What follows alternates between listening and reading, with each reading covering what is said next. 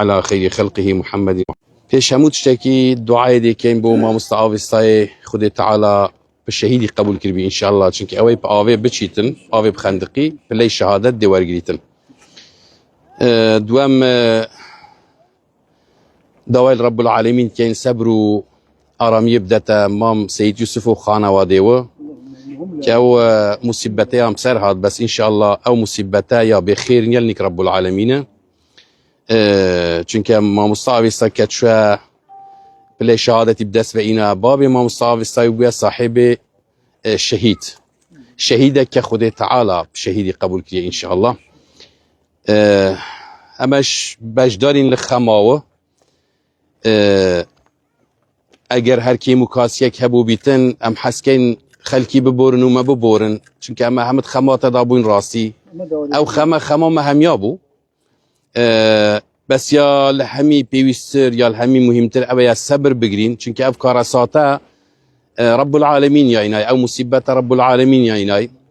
اروکی بین زانایان هر مصیبتکش اگر هاد بیا سببی مردنا مروفه تبي خود تعالى پیش اوی کو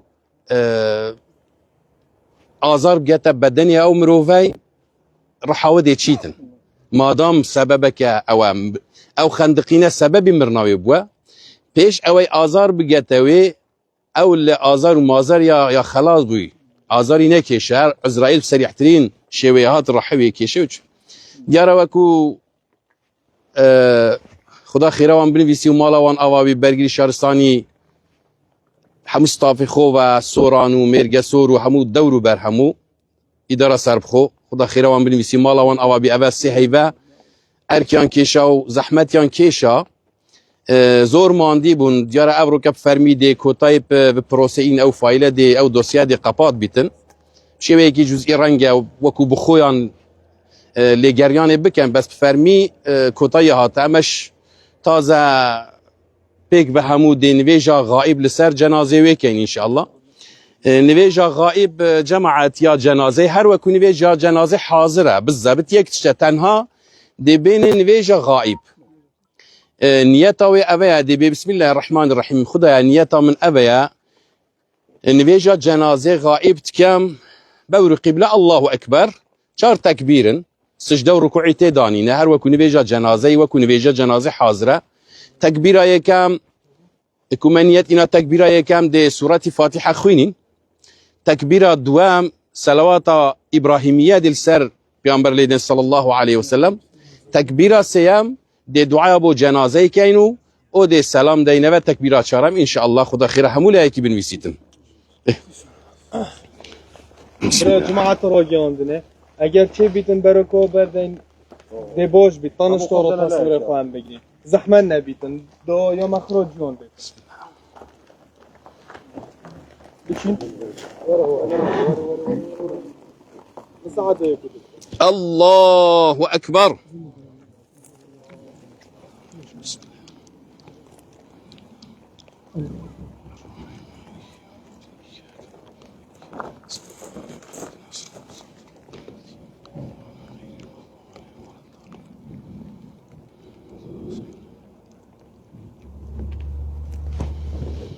الله أكبر. اللهم صل على سيدنا محمد.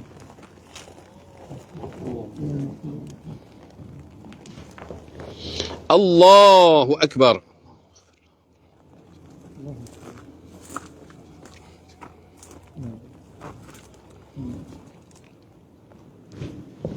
الله أكبر. السلام عليكم ورحمة الله. السلام عليكم ورحمة الله. اللهم اغفر لها وارحمها وتجاوز عنها. اللهم إن كان محسنا فزد في إحسانها وإن كان مسيئا فتجاوز عنه برحمتك يا أرحم الراحمين. هدية واصلة لروح نبينا محمد صلى الله تعالى عليه وسلم وإلى روح مشايخنا الكرام وشهدائنا وأمواتنا خصوصا إلى روح ميت مرحوم المغفور لها الفاتحة.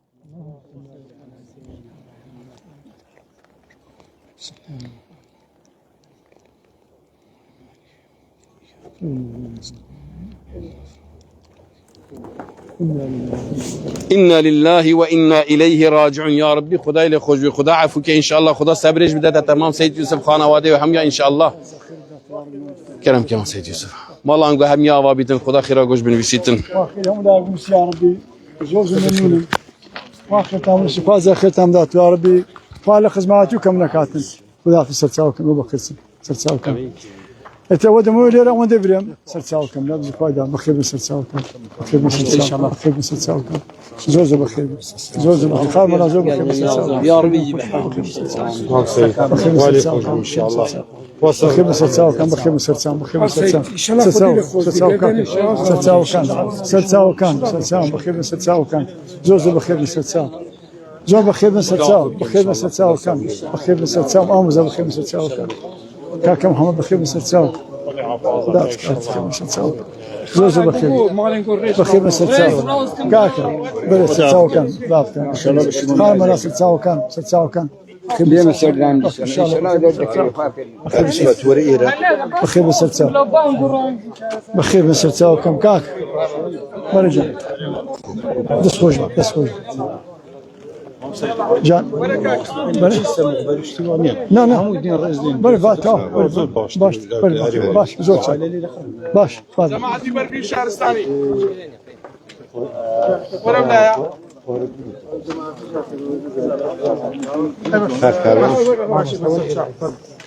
ما ساجانس تقصد قاداش خير بقى يا رب سلامة لو ناقل ولو لك ما مسلم لا كاروان بوشي لا مقدم كاروان بيوه الشهر او انا لا توبي بلا توبي تقساكي نكال كلفاني رايد رون مقدم ما مستلم رايد شنو جقسي ورني ركاكا رايد بس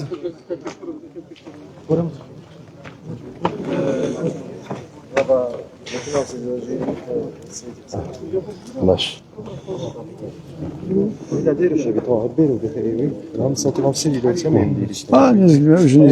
مشكلة أحمد أبواني عزيز برار خوش ويسان برخصتي مع موسى عزيز وبلجاتي مع السيدة قدر فتمان في بابا برخصتي من دوباره بلجاتي كوي هاوڕیان و براوسەرەکانم و کارمەندانی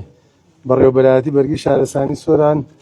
و بەلەجاتی بەڕێوەبەرایەتی بەشی مێرگە سووریش کە بەشێکی زۆر لە ئەفسەران و کارمەندان لێرن بە نیگەرانیەوە دەڵێن بەداخەوە دوای 3 مانگ لە گەڕان بە دوای کەیسی خوشکی عزیزمان خاتووە ئابێسا بەداخەوە نەمانتوانی بگەینە سەرەدەریە بکەین لەگەڵیا و ئەمە دیارە حکومەتێکی تیادایەوە ئیرادەی پەروەردگار وابووە و باوەڕمەندی باوکی خاتووە ئابێساش کە بەڕێزیان لە ئەهلی تەسەووف و باوەڕمەندێکی زۆری هەیە بەو بابەتانەی کە لە ڕووی بابەتی دینی ئیسلامەوە بەڵام خۆشی قسەتان بۆکە ئەوەی کە ڕووی لە ئێمە وەکو بەرگری شارەسانی هەل لە ڕۆژ یەکەمەوە ئەم کەیسەمان بە هەند وەرگرت و ئەوەی کە کردمان لەو کەیسەیە بۆ هیچ کەیسێک نەکراوە و بە درێژایی 3 مانگ بێ پچران کە دەکرا مانگێک 12 ڕۆژ لەگەڵ ئەم کەیسەیە بین مانگێک بەپڕی 8 ڕۆژ لە مانگی دۆمە 4 ڕۆژ لە مانگی سێمە ئێمە لە هەر 3 مانگەکە بە تەقدیری ئەم کەیسە بە هی منتیقی جوگرافیاکە و دڵسۆزی ئەم خەڵکە زۆرەی کە لەم ناوچەیەدا بەڕاستی خەڵکی خۆشی ئەم ناوچەیە کە زۆر هاوکارمان بوو هەڵبەت بابەتی بەردەوامیمان بە پرۆسی گەڕان تەنها ئێمە نەبووین لە کۆی فەرمانگەکانی میری برادرانی پێشمەرگەی ژینگە پاسەوانی سنوور فەرمانگەکانی شارەوانی هاتوچۆ پۆلیسی خۆجەوی برایانی ئاسایش هەموو دەستگاکانی تری شارەوانی فەرمانگەکانی تری میری و هەموو ئەو خەڵکە دڵسۆزەی کە لەگەڵمانە هاوکاریەکی زۆریان کردین لەگەڵ ماڵباتەکان کە بە درێژایی 1 مانگ خزمەتی تیمەکانی ئێمەیان کرد دۆدێکی زۆریان لەسەر شانی ئێمە کەم کردەوە و لەگەڵ هەموو ئەمانەشە سەبوریەک بوون بۆ ماڵباتەکە بۆ مامسەید و براکانی و کوڕەکانی و کەسوکاری و جێگای دڵخۆشی ئەوانیش بووە کە پۆل ڕۆژانە لە سەرەتای کەمپەکە کە کەمپی هیچکردن مادانەیەکی سەرپەرشتیکردن لە کەمپی ماڵباتەکەی شاکەخوایان شوێنیان شوێنی مانەوەیان بوو و شوێنی حەوانەوە هەموو بابەتانیان بۆ فەراهم کرا جێگای دەستخۆشی بوو بۆ نووسینگەی جەنابی مەلا مستەفا کە بەڕێزیشیان زۆر هاوکار بوون لەگەڵمان ڕۆژانە هەموو شەو ڕۆژێک لەگەڵمانە کە کاکسیروان بەردەوام لەگەڵمانە بوو بە شوێی کەیسەکە گەیشتین جەنابی قایم کاغەفور بە برادرانی دام و دەزراکانی تری ئیداری و میری و ئەمە هەمووی بابەتەکانمان مانای ئەوە دەدا بابەتێکی یەکانگیری بۆ یشەکە هەر ئێمە نەبووین و دیسانەوە ئێمە بە ئەمەلەوە دەڕوانین لە هەر کەیسێکە هیچ کەیسێک یا هیچ بێ ئەمەلێک نادن بە خاوەنی ماڵباتەکان ئەمڕۆ بڕیاری ئەوماندا بە فەرمی ئەم بابەتە ئەم پرۆسەی گەڕانەیە ڕابگرین واتە 90 ڕۆژی گەڕانمان بووە بەڵام لە داهاتوودا لە هەر هەفتەیەکە بتوانین ڕۆژێک ئەگەنا لە 2 هەفتەدا بە تەکید ڕۆژێ بۆ دوانێمە گەڕانی خۆمانەکەین بە شێوەی جوزئی بێ ئەرک و ماندووبوون دروستکردن بۆ ماڵباتەکە لە هەر کەیسێک کە سەرەدەری لەگەڵ کەیسەیەدا کە 2 کەیسی تریشمان هەیە بۆ ئاروانی 7 ساڵان کە 25 ڕۆژێکە نەدۆزیاتەوە بۆ 26 ڕۆژ لەگەڵ نێچیروانانی 17 ساڵان ئەویش کەسێکی ئێمەویشە دیارە لە هۆرەمارەوە بڕیارێکە ئاوەکە هێنا بێتی بۆ زێی گەورە بەداخەوە ئەوی 35 ڕۆژێکە ئەم کەیسەی ژواتە 3 کەیسمان هەیە گەڕانمان بەردەوامە بەڵام بە شێوەی جوزئی و دیسانەوە ئێمە لەم ڕۆکێدا هاوبەشی خۆمان و پرسە ماتەمینی خۆمان وەکو بەرگری شارەسانی ڕادەگەین هاوبەشی ئەم ماڵباتە بە ڕێزەین دوایین خەمیان بێ و هەر نیگەرانی و کەسێکی شەمان بوو بێ بە دڵگەورەی خۆیان داوایان لەکەن کە بمانبوو هەرەوە دەتوانێت ئێمە بووە ومێ دەکەین خواجان خاتوابێسا بە فیردەوسی خۆی شاد بکە ومێدگەلێکی زۆریشمانایە دیسانەوە 2 مانگمان لە بەردەمایە هەرچەندە جێگای نیگەرانی ئاوەکان لە کەمیەدا بەڵام بۆ ئەم کەیسە چەند ئاوەکە لە کەمی بە هێشتا بۆ ئێمە بۆ کەیسەکانی تریش لە باشیا بێ و ئەومێ دەکەین کە بتوانین لە داهاتووشدا چی ئێمە چی خەڵکی ناوچەکە و بە چاودێری ئەو هەموو خەڵکەی کە بە مەبەستی ڕاوکردنی لە ئێستا دەکەم ڕاوکردن ئازاد کراوە شەو ڕۆژ خەڵکەکە لە دەماوە ومێدمان هەر هەیە هەر بەردەوامێدەین من هیچێکی ترم نییە بۆتن تەنها ئەواڵێن ئێمە لێرە پرۆسەکە کۆتایی دێنین بە فەرمی بەڵام بە نافەرمی هەر لەگەڵ یابین دووبارە سوپاس و ستایش بۆ هەموو لایەکی هاوکار بوون باوەڕمایە کاکسەید فەخرەدین و ماڵباتەکە کۆمەڵی ڕێزلێنانی تایبەتیان هەیە بۆ هەموو جیهەتەکانی ئەوەی کە هاوکار بوون فەردیان یان جەمعیان کە ئیداری بەبابە شێوەی فەرماگە بەشداریان کردیان کە ساعتیە کە هاوکار بوو بێ و من لێرەوە بابەتەکان بۆ کاکسەید فەخرەدین مام سەید بەجێ دێڵم کە شتێکیان نەبێ بمبوونی سەرم بێشان دەست خۆش زۆر سپاس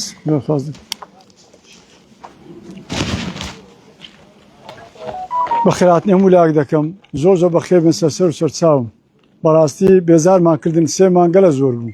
لەوە خزمە خۆشەویستانە ئەو دەبەرن ئەمە وەکو ساداتی بەرزنجی دەڵێن بەزەوەندە بەخوای گەورە خوا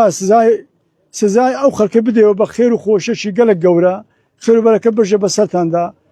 بێ بەڵام موسیبەت بن یا ڕەبی خوایە لە خۆشی زیاتی سێنێتە ڕێتان بەڕاستی دڵنەوایتان کردین ئەمە کۆسپەشی گەلە گەورماکەتە پێشە بەڵام مەشنێ ینی واتان لێ کردن کە ئەو غەمە گەورە لۆمە بووە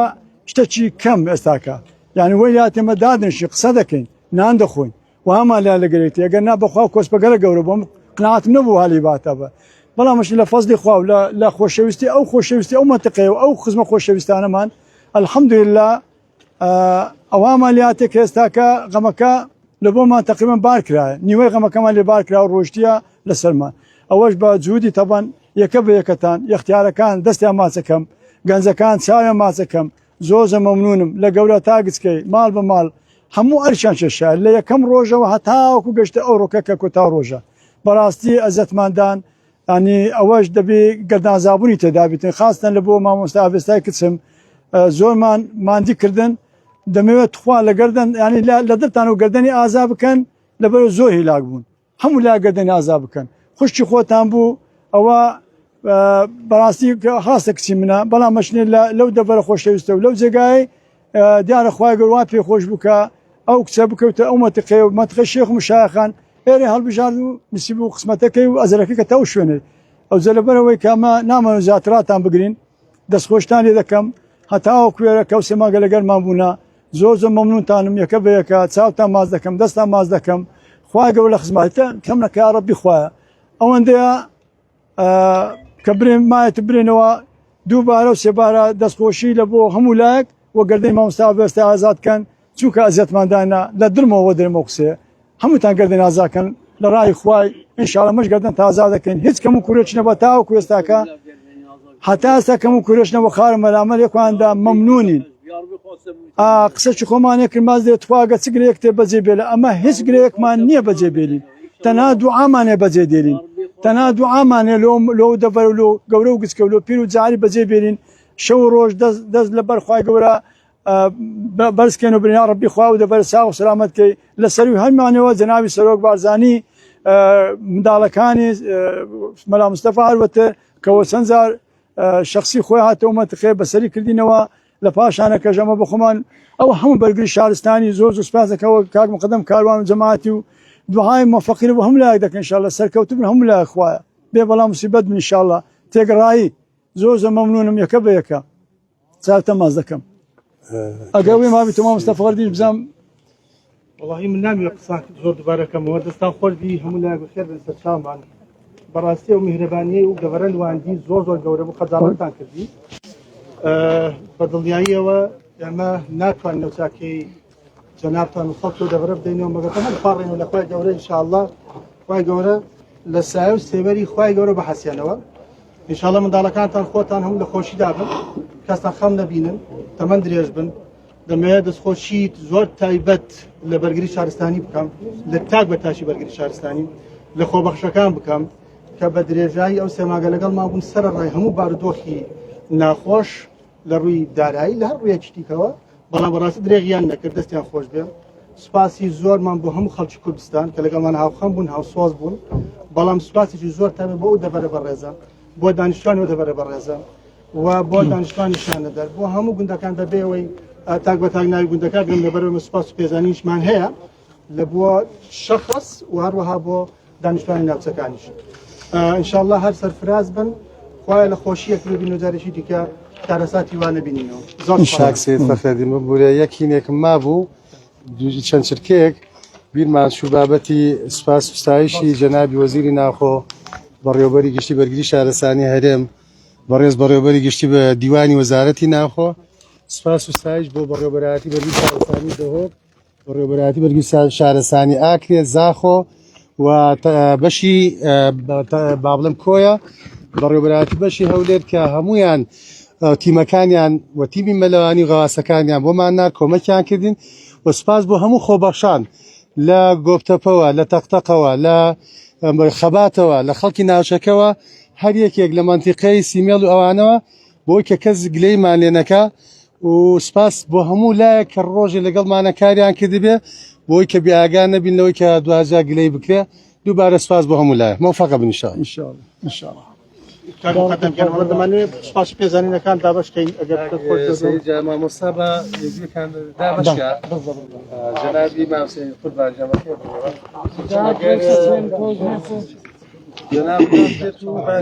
ولی بینەرانی پایتەخت میدیا طبعا دیارە بنەماڵەی مامۆستا ئاڤێستا سوپاس و پێزانینیان ئامادە کردو بۆ ئەو تیمانای کە لە بەدرێژای سێ مانگی ڕابردوو لە سنوورەکە ئامادە بوون و شەو نخۆنیان کرد و ماندوو بوون بۆ ئەوەی کەوە بە دوای تەرمی مامۆستا ئاڤێستادا بگەڕێن هەربات ئەمڕۆ کۆتا ڕۆژی لێگەڕان بوو بە دوای تەرمی مامۆستا ئاڤێستا کە دوای 90 ڕۆژ لە هەرمەتێکی فراواندا لە بەیانی زۆوە ئەمڕۆ دەستی پێ کرد بۆ ئەوەی کەوە بەو هیواییکەوە بتوانێت تەرمی مامۆستا ئاڤێستا بدۆزرێتەوە بەڵام بەداخەوە دوجار ئەمڕۆژ هەروەکو ماگانی ڕابردوو بڵێن بە درێژای ئەو 90 ڕۆژە نەتوانرێت تەرمی مامۆستا ئاڤێستا بدۆزرێتەوە ئەمیش بەهۆی سەختی جوگرافیای شوێنەکە بەهۆی بوونی چاڵ و ئەشکەوتی ژێر ئاو کەوا ئەمە وای کرد تیمەکان نەتوانن بە تەواوی بە ئەرکی خۆیان هەڵبستن یاخود ببنە ڕێگر لە بەردەم بوونە ڕێگر لە بەردەم ئەوەی کەوا تیمەکانی بەرگری شارستانی بتوانن کارەکانی خۆیان ئەنجام بدەن و بە ئاسانی تەرمی مامۆستا ئاڤێستا بدۆزرێتەوە هەڵبەت هەروەکو لە قسەکانیشی ئاماژەی پێ کرد مقدم کاروان میراودلی بەڕێوەبەری بەرگری شارستانی سۆران ئاماژەی بەوە کرد کەوا بە شێوەیەکی فەرمی کۆتایی بە پرۆسەی گەڕان بە دوای تەرمی مامۆستا ئاڤێستا داهاتووە بەڵام ئەوان هەفتەی جارێک یاخود 2 هەفتە جارێک ئەوان ناوە بەناوە بەردەوام دەبن لە گەڕان و هەڵبەت دوای ئەوەی کەوا وەرزی ڕاوکردنی ماسی دەستی پێ کردوتەوە ئێستا تیمەکانی بەرگری شارستانی بە هەمان شێوە چاودێری ئاو ڕووبارەکان دەکەن بۆ ئەوەی ڕاوی نایاسایی نەکرێتن ئەمەش هاوکارێکی باش دەبێت بۆ ئەوەی تیمەکانی بەرگری شارستانی لەگەڵ ئەرکی خۆیان چاودێری ئەم بابەتەش بکەن و بە دووەداچوونی بەردەوامی بۆ بکرێت تاوەکو ناوەڕاستی مانگی دەش ئەمەڵێک هەیە یاخود هیوایەک هەیە بۆ ئەوەی گەڕانەکان بەردەوام بن و بڵێن سەرەداوێک لاتەری مامۆستا ئاڤێستا بدۆزرێتەوە بە حکمی ئەوەی کەوە تاوەکو مانگی دا سەرەتای مانگی دا یاخود ناوەڕاستی مانگی دا و دەتوانم بڵێم لەگەڵ بارینی یەکەم بارانی پاییز ئیتر کۆتایی بە گەڕان دێتن بە دوای تەرمی مامۆستا ئاڤێستا.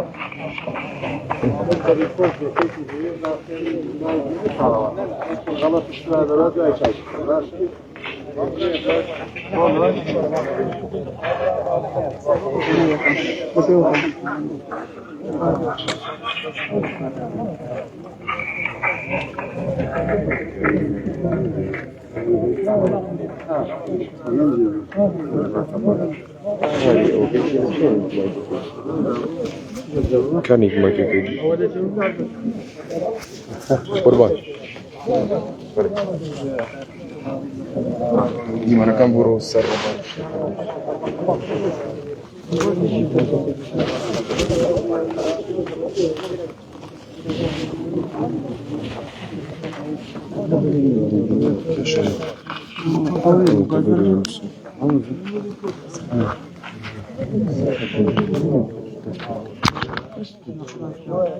Silakan.